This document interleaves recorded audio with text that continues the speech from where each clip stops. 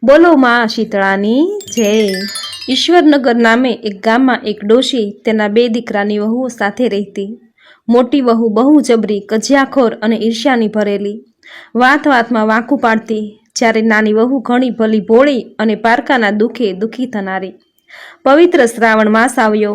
રાંધણ છઠના દિવસે નાની વહુ રસોડે રાંધવા બેઠી અને રાત સુધી રાંધતી રહી। પછી ચૂલો ઠારવાનો વિચાર કરતી હતી ત્યાં પાળને પોટેલો નાનો છોકરો રડવા લાગ્યો। સાતે કામ પડતા મૂકી એ નાની વહુએ છોકરાને ખોળે લીધો। જરા આડા પડખે થઈ, દિવસ આખાનો થાક હોવાથી જરાક આંખ મળી ગઈ અને ચૂલો ઠારવાનો રહી ગયો। અડધી રાત પછી શીતળામાં ઘેર ઘેર ફરવા નીકળ્યા। ફરતા ફરતા નાની વહુના ઘેર આવ્યા અને ચૂલામાં આળોટવા માંડ્યા। ત્યાં તો શરીરને ઠંડક વળવાને બદલે કાળી લાઈ લાગી અને શીતળામાં દાઝી ગયા। આથી માને ઘણો ક્રોધ આવ્યો। તરત જ નાની વહુને શ્રાપ દીધો, હે મૂર્ખ સ્ત્રી, જેમ મારું શરીર બાળ્યું તેમ તારું પેટ બળજો। નાની વહુ સવારે ઉઠી ચૂલા તરફ નજર કરી તો ચૂલો સળગતો હતો અને પડખામાં સૂતેલો છોકરો બળીને ભડથું થઈ ગયો હતો। નાની વહુની આંખમાંથી શ્રાવણ ભાદરવો વરસવા લાગ્યો। એ જાણી ગઈ કે જરૂર પોતે શીતળામાના દોષમાં આવી છે। માતાએ શ્રાપ આપ્યો છે। એ તો રડતી રડતી સાસુ પાસે ગઈ, બધી વાત કરી। સાસુએ ગળગળા અવાજે આશ્વાસન આપતા કહ્યું, વહુ ધીરજ ધર, શીતળામા પાસે જઈને તારા છોકરાનું જીવન માંગજે। મા તો દયાળુ છે, જરૂર તારા પર કૃપા કરશે। નાની વહુ સાસુના આશીર્વાદ લઈ છોકરાને સૂંડલામાં નાખી શીતળામાનું રટણ કરતી જાય। રસ્તામાં બે તલાવડીઓ છલોછલ ભરેલી હતી। કિનારા પર પક્ષીઓ બેઠેલા, પણ કોઈ પાણી પીવે નહીં। મનુષ્ય કે પશુ પક્ષી કે પારેવા, જે કોઈ આ બે તલાવડીનું પાણી પીતું તે મરણને શરણ થતું। નાની વહુને સૂંડલો લઈને જતી જોઈ તલાવડી બોલી, બાઈ રે બાઈ ક્યાં હાલી। નાની વહુએ શીતળામાના કોપની વાત કરી અને માની કૃપા મેળવવા જાઉં છું એમ કહ્યું। ત્યારે તલાવડી બોલી, બહેન, અમારું પણ એક કામ કરજે। અમારા એવા તે 100 પાપ છે કે કોઈ અમારું પાણી પીએ તો મૃત્યુને પામે છે। માં મળે તો અમારા દુઃખનું નિવારણ પૂછજે। નાની વહુ હા પાડીને આગળ વધી। રસ્તામાં બે લડતા આખલા મળ્યા। બંનેની ડોકે ઘંટીના પડ બાજેલા। નાની વહુને જોઈને પૂછ્યું, વહુ ક્યાં હાલી। નાની વહુએ શીતળામાના કોપની વાત કરી। ત્યારે આખલા બોલ્યા, અમારુંય એક કામ કરજે, અમે સદાય લડ્યા જ કરીએ છીએ। અમારી ડોકે આ ઘંટીના પડ છે તે કેમય કરીને છૂટા પડતા નથી, તો અમારા એવા તે શું પાપ છે જેથી અમારા પાપનું નિવારણ પૂછતી આવજે। નાની વહુએ હા પાડી। પછી આગળ ચાલી। થોડેક આગળ ચાલી ત્યાં બોરડીના ઝાડ નીચે એક ડોશી દિવેટ જેવા વાળ બે હાથે ખંજવાળતી બેઠી।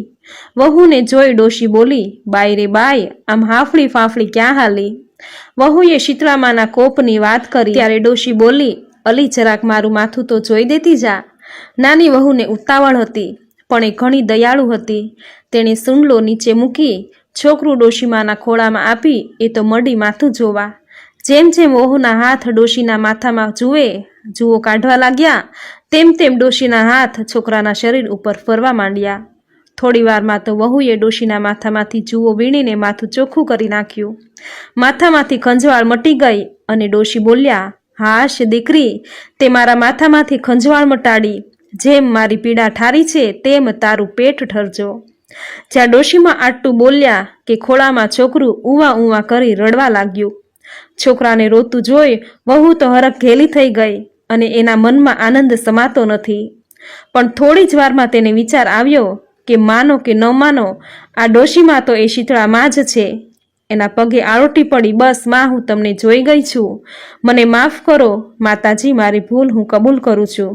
તમે મારી ઉપર દયા કરી મને માફ કરી મારો દીકરો સજીવન કર્યો, નહીં તો મારું શું થાત, આમ કહી રડવા લાગી। ત્યારે શીતળામાં બોલ્યા, રડ નહીં દીકરી, મારું વ્રત કરનારને બધી રીતે ધ્યાન રાખવું જોઈએ। વ્રત અખંડ રહેવું જોઈએ, વિધિ પ્રમાણે વર્તવું જોઈએ, એમાં જરાક ભૂલ ન થાય તેનું ધ્યાન રાખવું જોઈએ। જરાય ભૂલ થઈ તો વ્રત ફળે નહીં અને શાપ લાગે, પાપ લાગે। માટે હવેથી ધ્યાન રાખજે। જા સુખી થા, તને મારા આશીર્વાદ છે। શીતળામાના આશીર્વાદ લઈ વહુ પોતાના સજીવન થયેલા દીકરાને કાખમાં નાખી જવા તૈયાર થઈ અને બે હાથ જોડી બોલી, માતાજી, રસ્તામાં આવતા આવતા બે તલાવડી છે, નિર્મળ જળ છલોછલ પાણી છે, ટોપરા જેવું મીઠું પાણી છે, પણ કોઈ છાલકું પાણી પીતું નથી, કોઈ તલાવડી સામે જોતું નથી. તેના પાપનું નિવારણ શું, તે આપ દયા કરીને મને કહો. વહુની વાત સાંભળી શીતળામાએ કહ્યું, બેટા, આગલા ભવમાં એ બેય શોક્યો હતી. બેયની વચ્ચે એવું વેરઝેર હતું કે રોજ લડે. ઘેર દૂધણા હતા તેથી વલોણું હતું, અને છાસ થાય તો છાસ કોઈ આડોશી પાડોશી અતિથિ અભ્યાગત લેવા આવે ત્યારે છાસમાં છલોછલ પાણી નાખીને આપે. એ પાપના લીધે એનું પાણી આજે કોઈ પીતું નથી. માટે હવે તું જઈને એમાંથી ખોબો પાણી પીજે, એટલે એના પાપનો નાશ થશે. પછી તો તલાવડીના પાપનું નિવારણ સાંભળી ફરી વહુએ બે હાથ જોડી માતાજીને કહ્યું, માતાજી.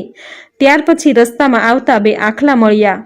બંને આખલા આખો દિવસ સામ સામે લડતા જ હોય છે, અને એ બંનેના ગળામાં ઘંટીના પડ લટકે છે. એના પાપનું નિવારણ શું છે તે તમે કહો. શીતળામાએ કહ્યું, સાંભળ દીકરી, ગયા ભવમાં એ બંને દેરાણી જેઠાણી હતા, બેય ટૂંકા મનવાળી. ઘરમાં ખાંડણિયું અને ઘંટી હતા, પણ આડોશી પાડોશી દળવા ખાંડવા આવે તો છણકા કરી કાઢી મૂકતી, કોઈને દળવા ખાંડવા દે નહીં.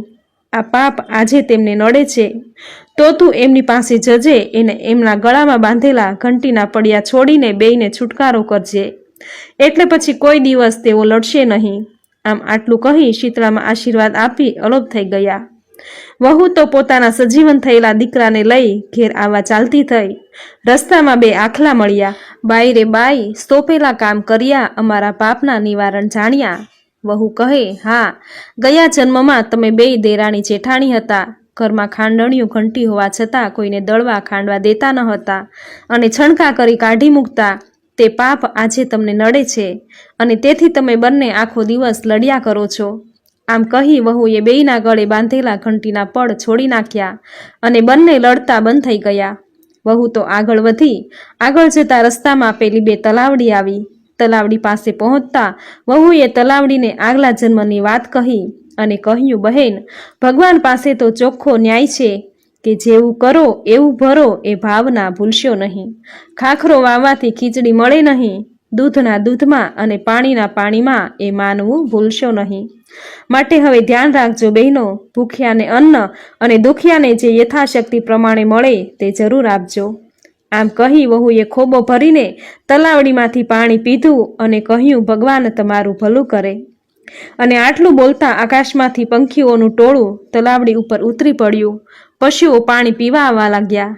આ જોઈ બેય તલાવડીઓ આનંદિત થઈ ઉઠી. ઘેર જવામાં મોડું થશે એમ વિચારી વહુ છોકરાને લઈ ચાલી.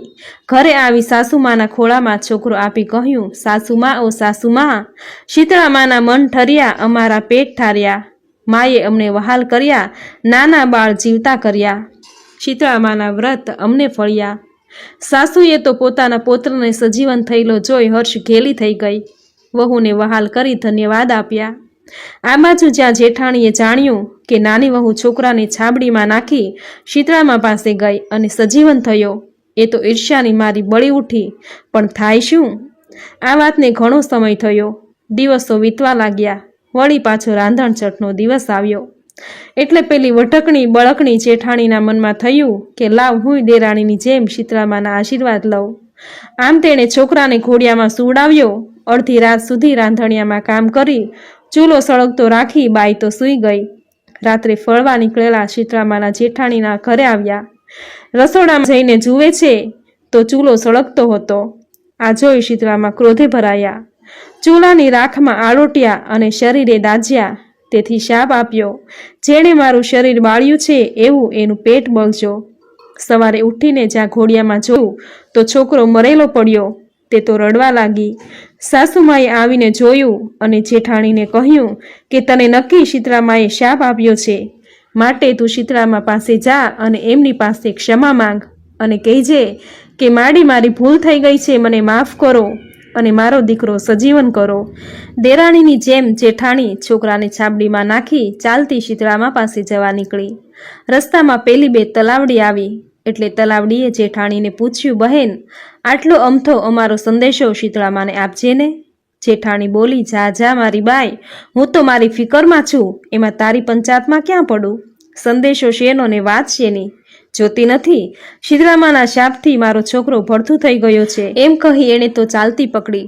આગળ જતા પેલા બે આખલા મળ્યા. આખલાએ જેઠાણીને પૂછ્યું, એ બહેન, તમે શીતળામા પાસે જાઓ છો તો માને અમારો સંદેશો પણ આપજો ને. જેઠાણીએ છણકો કરતા કહ્યું, મરને મારા રોયા, હું કાંઈ નવરી નથી તે તમારા સંદેશા લઈ જાઓ. આમ પગ પછાડી એ તો ચાલી.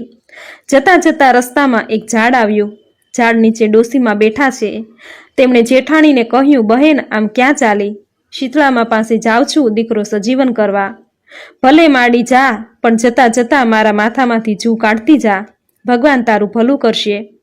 પણ આ તો અભિમાનનું પૂતળું, ઈર્ષ્યાનો ભંડાર હતો. એ કંઈ સેવા કરે એટલે તરત જ એ બોલી, એ ડોશી જોતી નથી, મારો દીકરો મરેલો પડ્યો છે અને શીતળામાં હજુ મળ્યા નથી. તને માથે જૂ છે તો બેઠી બેઠી માથું ખંજવાળે રાખ, અહીં કોઈ નવરું નથી તારું માથું જોવા. આમ કહી જેઠાણી મોં મચકોડતા આગળ ચાલી. ત્યારે પેલા ડોશીમાએ કહ્યું, ઓ બાઈ, માથું જો નહીં તો કાંઈ નહીં, પણ જરા હાથ તો ફેરવતી જા. પણ કોણ સાંભળે? આમ આખો દિવસ અને આખી રાત જેઠાણી શીતળામાની શોધ કરી, પણ એમ કાંઈ શીતળામાં મળે? માટે બહેનો દેખાદેખી કે કોઈની ઈર્ષ્યાથી બળીને એવું કોઈ કાર્ય ન કરવું કે જેથી જેઠાણી જેવું થાય. કર્મ આપણે કરીએ છીએ અને તેનું ફળ પણ આપણે જ ભોગવવું પડે છે. કોઈનું સારું થતું હોય તો ટાપુ ટીપું કરીને કામ કરવું, પણ નકારો ન કરવો. બને તો દાન દક્ષિણા આપવી, ભૂખ્યાને ભોજન આપવું. આમ કરવાથી માતાજી આપણા ઉપર ખુશ રહેશે. જેઠાણી શીતળામાને ઓળખી ન શકી અને રખડી રખડીને રોતી કકળતી ઘેર પાછી આવી. સાસુ પાસે ઢગલો થઈને પડી. સાસુએ તેને શિખામણ આપી કે વહુ, અજાણતા થયેલી ભૂલ માફ થાય છે, પણ જાણી જોઈને કરેલી ભૂલ કદી માફ થતી નથી. અને એમાં વળી તારો સ્વભાવ, જેવું કરો તેવું ભરો, એ ભાવના ભૂલશો નહીં. જય શીતળામાં. જેવા નાની વહુને ફળ્યા તેવા તમારું આ વ્રત કરનારને, વ્રતની કથા સાંભળનારને, લખનારને, વાંચનારને, કહેનારને સૌને ફળજો. સૌના બાળકોની રક્ષા કરજો, સૌની મનોકામના પૂર્ણ કરજો. જય શીતળામાં. તો મિત્રો, આ હતી શીતળા સાતમ વ્રતની વિધિ, મહાત્મ્ય અને કથા વાર્તા. જે કોઈ સ્ત્રી પૂરી શ્રદ્ધાથી સાધન પૂજા અને કર્મ પૂજાનું મહત્વ સાચા અર્થમાં સમજી પૂજા વિધિ કરે છે, તેના ઉપર આદ્ય શક્તિ માં શીતળા અતિ પ્રસન્ન થાય છે અને આજીવન શીતળતાની સુખદ અનુભૂતિ થાય છે. તો મિત્રો, આજના આ વિડીયોમાં શીતળા સાતમ વ્રતની આ સુંદર કથા સાંભળવી તમને જરૂર ગમી હશે. તો વિડીયોને લાઈક કરી કોમેન્ટમાં જય શીતળામાં જરૂર લખજો. ચેનલ સબસ્ક્રાઈબ કરી બાજુમાં બેલ આઇકન જરૂર પ્રેસ કરજો. આવી જ નવી ધાર્મિક માહિતી, નવા ધાર્મિક વિડીયો સાથે ફરી મળીશું. ત્યાં સુધી આપ સૌને મારા જય શ્રી કૃષ્ણ.